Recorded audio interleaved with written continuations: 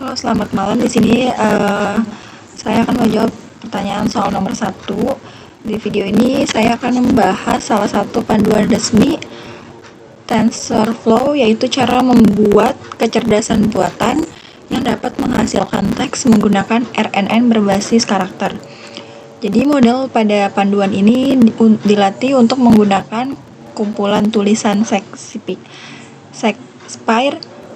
Tugasnya itu sederhana, yaitu menebak huruf berikutnya dari urutan huruf yang diberikan, kayak misalnya itu jika model menerima Shakespeare, jadi maka model tersebut akan menebak huruf berikutnya kayak seperti yaitu gitu. Karena model belajar pada tingkat huruf bukan kata, model tidak memahami arti kata maupun tata bahasa. Jadi model ini hanya mempelajari pola kemunculan setiap huruf. Setelah dipanggil berulang kali, model akhirnya dapat menghasilkan teks yang panjang, kayak tampilkan contoh hasil tulisan model.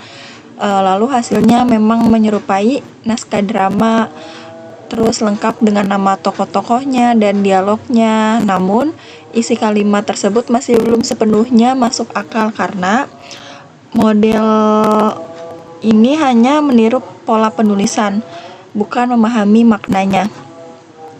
Terus persiapan data, jadi tampilkan kode pengunduhan data. Pertama itu kita menyiapkan TensorFlow, NumPy, dan pustaka pendukung lainnya. Kemudian teks Shakespeare diunduh dan dibaca sebagai salah satu teks panjang. Lalu setelah itu program mencari semua huruf karakter unik, kayak misalkan seperti huruf, angka, spasi, dan tanda baca. Daftar karakter inilah yang akan dipelajari oleh si model tersebut. Lalu ada mengubah huruf menjadi angka. Tampilkan kode string lookup. Karena komputer tidak memahami huruf secara langsung, jadi setiap karakter itu diubah menjadi angka menggunakan string lookup. Lapisan ini juga dapat mengubah angka kembali menjadi huruf sehingga hasil prediksi model dapat dibaca sebagai teks. Lalu menyiapkan data pelatihan, tampilkan ilustrasi lalu hello. Jadi selanjutnya itu teks dipecah menjadi potongan sepanjang 100 karakter. Setiap potongan itu dibagi menjadi 2 bagian, kayak masukkan berisi semua karakter kecuali karakter terakhir. Jadi targetnya itu berisi teks yang sama, tetapi digeser 1 karakter ke depan. Jadi sebagai contohnya, hell menjadi masukan, sedangkan elo menjadi target. Jadi setelah itu data diacak dan dibagi menjadi kelompok-kelompok kecil supaya proses pelatihan lebih efisien. Susunan model, tampilkan diagram, embedding, GRU atau dense. Jadi model ini terdiri dari 3 lapisan. Lapisan pertama yaitu embedding yang mengubah setiap karakter menjadi representasi angka, dan lapisan yang kedua ada GRU yang mengingat informasi dari karakter sebelumnya sehingga model dapat memahami konteks.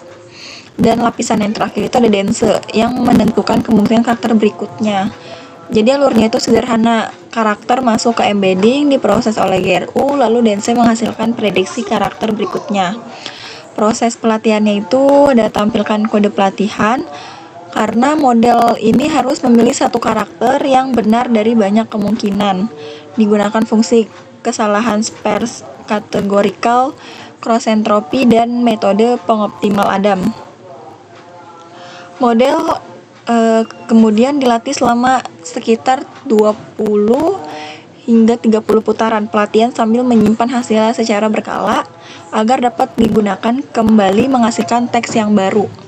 Jadi tampilan animasi keluaran menjadi masukan kembali.